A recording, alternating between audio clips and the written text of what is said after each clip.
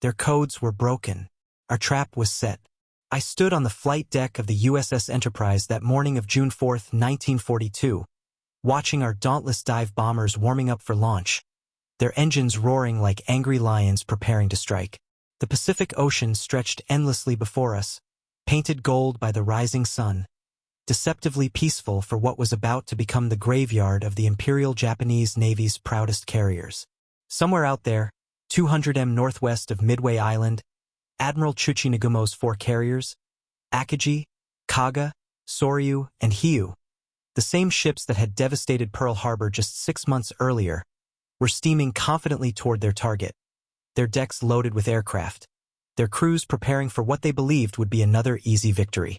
What they didn't know was that we had been reading their messages for weeks, knew exactly where they would be, and were about to spring the most devastating ambush in naval history. My name was Norman Jack Dusty Kleiss, Lieutenant Junior Grade, and I was a dive bomber pilot with Scouting Squadron 6 aboard the Enterprise. Born in Coffeyville, Kansas in 1916, I had graduated from the Naval Academy in 1938. I had earned my wings in April 1941 and had been flying combat missions since the Marshall Islands raids. By June 1942, I thought I understood carrier warfare.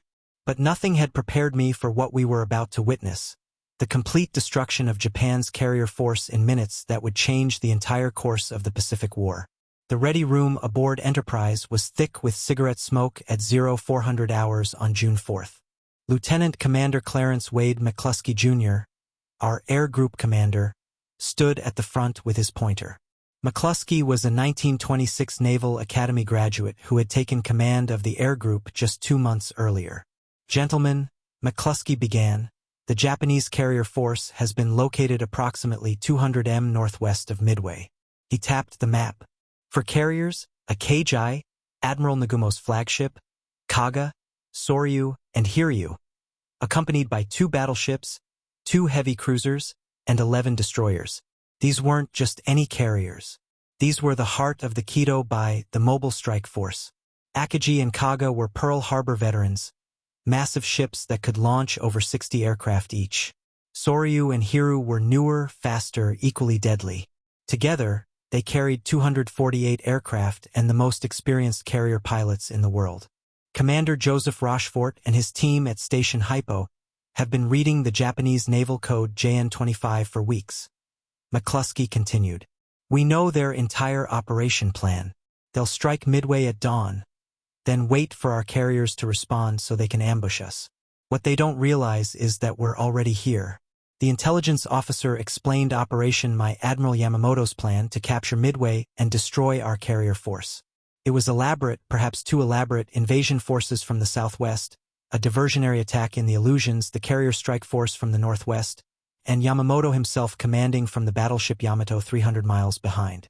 "The Japanese will launch their Midway strike at 0430, he said. "Most of their fighters will be engaged. Their carriers will be recovering and rearming aircraft, their most vulnerable moment. This is when we strike."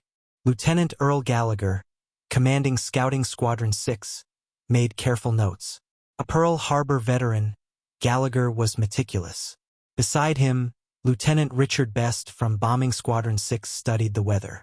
Wind southeast at 5 knots, scattered clouds at 1,500 feet, perfect diving conditions. I looked around at my squadron mates. Some were combat veterans, others facing their first battle. We all understood the stakes. The Japanese had better fighters. The Zero could outmaneuver anything we had. They had more experienced pilots, and we would be operating at extreme fuel range, 175 miles out and back with minimal reserve. Torpedo 8 from Hornet will go in first, McClusky added. The dive bombers follow. We launch at 0700. By 0600, the Enterprise flight deck was controlled chaos. Deck crews in colored jerseys performed their specialized tasks. Red shirts loading bombs, purple shirts fueling aircraft, brown shirts checking mechanical systems. I walked toward my aircraft, SBD Bureau number 639. My rear gunner, John Snowden, was already checking his twin .30 caliber machine guns. Snowden was from Illinois, a quiet man who had saved my life before by spotting incoming Zeros. "Morning, Snowden," I said, climbing up. Morning, Mr. Kleiss, going to be hot today. I ran through my pre-flight inspection, control surfaces, bomb rack, fuel load. We had 230 G in the main tank plus two 58-gallons wing tanks. With careful management, about 4.5 hours of flight time. The SBD Dauntless wasn't the fastest, 255 miles per hour top speed, but it was incredibly stable in a dive and tough as nails. It could absorb punishment that would destroy other aircraft. I strapped into the cockpit, surrounded by familiar instruments. Altimeter, air speed, fuel gauges, engine temperature, oil pressure. At 0645, pilot start engines came over the loudspeaker. I pressed the starter and the right R1820. Cyclone roared to life. First to launch were the fighters 20 F-4F Wildcats for combat air patrol. Next went the torpedo bombers, 14 TBD Devastators from Torpedo Squadron 6 under Lieutenant Commander Eugene Lindsay. I watched them lumber down the deck with their Mark 13 torpedoes, barely clearing the deck edge. They looked vulnerable. Finally, our turn. Scouting 6 under Gala with 18 planes, bombing 6 under Best with 15 planes. I was number 2 in the 3rd Division. McClusky would lead us all. The launch was always dangerous. Enterprise turned into wind, increased to 30 knots. The flight deck officer whirled his flag full power. The flag dropped. I released brakes and surged forward. The island flashed by. Deck edge approached. At 65 knots, I eased back and felt the wheels leave. For a moment, the heavily loaded bomber hung. Then the wings bit air and we climbed. "Good takeoff, Mr. Kleiss," Snowden said. "Thanks. Keep your eyes peeled." It took an hour for the strike force to form up. By 0806, we had 33 dive bombers from Enterprise climbing to 19,000 feet. The planned rendezvous with Hornet's group never happened. McClusky decided to proceed alone rather than waste fuel. We flew northwest at 19,000 feet in radio silence. I constantly checked instruments and bomb sight. At this altitude, I would have perhaps 10 seconds to line up and release. No second chance. At 0920, we reached the intercept point. Nothing. Empty ocean. My fuel gauge showed over half consumed. Quick calculation, maybe 30 minutes to find them before turning back or ditching. Radio silence was oppressive. Everyone doing the same calculations. Then at 0955, McClusky waggled his wings. Looking down, I saw a white wake, a lone destroyer racing northeast. McClusky turned to follow, betting it was heading toward the main fleet. For 20 agonizing minutes we followed that wake, fuel dropping toward empty. Then at 10:20 we saw them. The Japanese fleet appeared below like toys on blue carpet. For carriers in 2 groups surrounded by escorts. Aircraft on decks, white wakes showing maneuvering. Incredibly, no Zero fighters at our altitude. All down low, finishing off torpedo squadrons. "This is McClusky. Scouting 6. Take the left carrier. Bombing 6 the right." But in confusion, both squadrons began diving on Kaga. I pushed forward and nosed into my dive. Acceleration was brutal, pressing me back. The altimeter unwound. 18,000, 15,000, 12,000 feet the carrier grew in my bomb sight. I could see aircraft on deck, crew running, anti-aircraft guns swiveling, black flak puffs burst around us, but I held steady. At 10,000 feet, I saw individual planes on KGA's deck being refueled and rearmed, hoses snaking, bombs on carts. Perfect timing, their most vulnerable moment. Gallagher released first. His bomb struck near Kaz Island. Fire erupted. Bodies blown into air. At 2,500 feet, I pressed release and pulled back hard. 9 Gs crushed me into my seat, vision tunneling. The Dauntless groaned, wings flexing, then leveling out just above water, racing away. "Direct hit," Snowden shouted. "Forward elevator." Banking left, I saw my bomb had struck perfectly. Kerr's forward deck erupted in flames. Gallagher hit aft, others striking home. Within seconds, for direct hits and Kaga was engulfed stem to stern. Simultaneously, Dick Best pulled out early. Realizing the error, he and 2 wingmen headed for Akagi. Best put his 1,000 pounds bomb through Akagi's deck amidships. It penetrated to the hangar and exploded among armed aircraft. Akagi became an inferno. At exactly 10:22, Yorktown's dive bombers arrived and attacked Soryu. 3 1,000-pound bombs within 30 seconds. The carrier exploded, a fire pillar reaching 1,000 feet, 3 carriers mortally wounded in minutes. Pulling away, the scene below was hellish. Kara was a floating volcano, explosions rippling through her. Her forward elevator, tons of steel, was blown completely off, spinning through air before crashing into ocean hundreds of yards away. Akagi burned bow to stern, deck buckling from heat. Tiny figures, crew, jumped into burning oil-covered water. Soryu listed heavily, hull ripped by explosions. She rolled over, hull glistening before slipping beneath waves. 20 minutes from operational to submarine tomb. Over 700 men down with her. But we missed Hiryu operating 10 miles north, hidden by rain squall. She was launching counterstrikes against our carriers. Zeros 3 o'clock high. Snowden's guns chattered as 2 fighters dove on us. I pushed forward using our superior diving speed. Tracers whipped past. Snowden's guns went silent. Snowden, you okay? Hit but okay. Got one. A Zero trailed smoke spinning oceanward. But more coming. I stayed low, jinking constantly. Fuel gauge bouncing empty. The flight back was a nightmare. Fuel gauge showing empty, but usually a few gallons remained. Unusable fuel accessible if flying carefully. I leaned mixture until engine ran rough, risking fouled plugs for more minutes. Around me, Dauntless struggled. Some trailing smoke, others running dry. Radio channels filled with desperate calls. Engine cutting out going in. Ditching mark position. Enterprise. Multiple aircraft emergency fuel. 2 Dauntless ahead. Nose toward water. 1 pilot managed controlled ditching. He and gunner climbing onto wing before sinking. My engine sputtered. Reserve tank last gallons minutes at most. Then Enterprise appeared on horizon. Deck turned for recovery. Emergency fuel. Request immediate landing. You're number 3. Number 3. Watching 2 ahead land. Precious seconds each. Engine missing badly. As I entered pattern, engine quit. Dead stick approach. 1 chance. Altitude and speed just enough. Lowered gear. Extended flaps. Aimed for number 3 wire. LSO signaling cut. Too high. Pushed nose down. Trading altitude for speed. Propeller windmilling. Deck rushed up. Wheels hit. Bounced. Tail hook caught wire and slammed stop. Deck crew running before propeller stopped. Get us out. Wounded. They pulled Snowden from rear. Hit in shoulder and leg, but conscious would survive. My plane had over 40 hits. How she held together, I'll never know. The ready room was somber despite victory. Of 14 torpedo bombers from our Torpedo 6, only 4 returned. 10 crews gone. Hornet's news worse. Torpedo 8 completely wiped out. 15 aircraft down.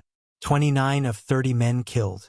Only George Gay survived, floating as he watched us dive. John Waldron had led them straight in. His last transmission, "We will go in. We won't turn back. Good luck." No torpedoes hit, but their sacrifice pulled Japanese fighters low, leaving carriers exposed. McClusky entered, shoulder bandaged from 20mm shell. We got 3.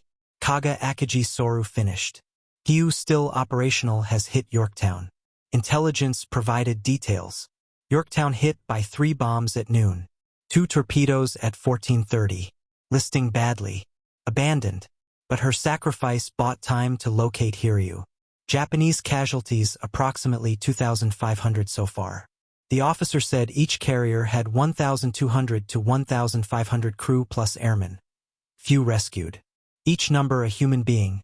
Someone's son, husband, father, died in fire and water thousands of miles from home for Empire's ambition. That afternoon we launched again. 24 dive bombers found Hiryu at 1700, put 4 bombs into her. She burned through night before scuttling. The Kido ceased to exist. In following days, pursuing retreating Japanese, we sank cruiser Makuma. The strategic implications became clear. Japan lost 4 fleet carriers that took years to build, couldn't be quickly replaced. More importantly, over 3,000 trained sailors and airmen, including 100-plus veteran pilots with years of experience, understanding carrier operations in ways that couldn't be taught irreplaceable. The Japanese Navy never recovered, started war with 6 large carriers, now had 2, would build new ones, but never again have trained pilots to make them effective. Institutional knowledge of best carrier divisions died that June 4th. For Americans, Midway proved intelligence could overcome numerical disadvantage. Rashford's codebreakers gave us enemy's plan, allowing maximum advantage positioning. Without that, we'd have been reacting, arriving late, fighting their terms. Battle revealed critical Japanese weaknesses. Yamamoto's plan too complex. Forces scattered thousands of miles, unable to support each other. Radio silence prevented coordination when plan failed. They underestimated American capabilities, believing we'd react predictably. Nagumo faced impossible decisions. When scouts reported American ships at 0728, he was rearming for second Midway strike. Launch immediately or wait to properly arm. His hesitation, crucial 30 minutes, proved fatal. By launch, we were already diving. That night, Enterprise steaming southwest, I stood on deck under stars. Same stars over Pearl Harbor 6 months earlier, same witnessing 4 carriers' death that day. Adrenaline gone, only exhaustion and emptiness remained. I thought about torpedo crews flying to certain death. Waldron's men knew their TBD devastators were obsolete death traps against Zeros, but they went, holding course while being shot to pieces, their duty. George Gay watched friends die one by one. Waldron's plane exploding, devastators cartwheeling into ocean flames. Then 30 hours floating in shark waters, hiding under seat cushion from Japanese ships before PBY rescue. Survivor's guilt would last his lifetime. I thought about Japanese sailors I'd helped kill. Diving on carriers. You see men on deck running, manning guns, pushing burning aircraft overside. Not faceless enemies. Young men like us fighting for their country. Some Kaga and Akagi pilots had flown since China 1937. Had families, dreams ending in fire that June morning. Ocean littered with bodies. Destroyers rescued some, but thousands died, burned by oil, shark attacks, drowning. War is never clean, simple, glorious. It's young men dying far from home. Historians call Midway the Pacific War's turning point. In one day, naval power balance shifted decisively. Japan went from carrier superiority to par. Then, as American shipyards accelerated to increasing inferiority, real victory was in combat power, equipment, training, experience, morale combination, making forces effective. Japan lost a generation of experienced pilots at Midway and Guadalcanal's attrition. These couldn't be replaced. Japan's program producing perhaps 100 carrier pilots yearly couldn't match American programs soon producing thousands. Admiral Nimitz later said battle won by intelligence officers breaking codes. Damage control getting Yorktown ready in 72 hours when everyone said 3 months and pilots pressing attacks against overwhelming odds. Each element crucial American victory, also industrial triumph. While fighting Midway, new Essex-class carriers under construction, ships dwarfing anything Japan could build. America would build 24 Essex-class. Japan struggled completing 6 new carriers, mostly conversions, none equal to American ships. Japan started with 6 large carriers and world's best naval aviators. After Midway, 2 operational carriers, core pilots lost. Added new carriers but never trained pilots to make effective. Carefully crafted force terrorizing Pacific 6 months effectively died at Midway. I survived the war flying 85 combat missions. Credited with hitting 3 ships at Midway carriers Kaga and Hiryu. Cruiser Makuma received Navy Cross. Retired as Captain 1962 after Korean service. Lived to 100, passing 2016 among last Midway dive bomber pilots. McClusky recovered. Retired Rear Admiral 1956. Never sought recognition for following that destroyer. Decision-changing history. Son Phil said, "Quiet guy, not big talker." Died 1976. Pivotal role largely forgotten. George Gay became TWWA pilot post-war. Spent decades speaking about squadron sacrifice. Wrote Sole Survivor. Appeared at Navy events. Died 1994. Ashes scattered where squadron went down, rejoining men he'd seen die 52 years earlier. Dick Best, who sunk Akagi with one perfect bomb, medically retired after Midway, breathed caustic soda from defective oxygen, permanently damaging lungs, never flew again, but lived until 2001. Often called man who won Midway, Japanese carriers rest on Pacific bottom exceeding 17,000-foot depth. Recently located, Kaga found 2019 sitting upright, hull intact, but deck destroyed.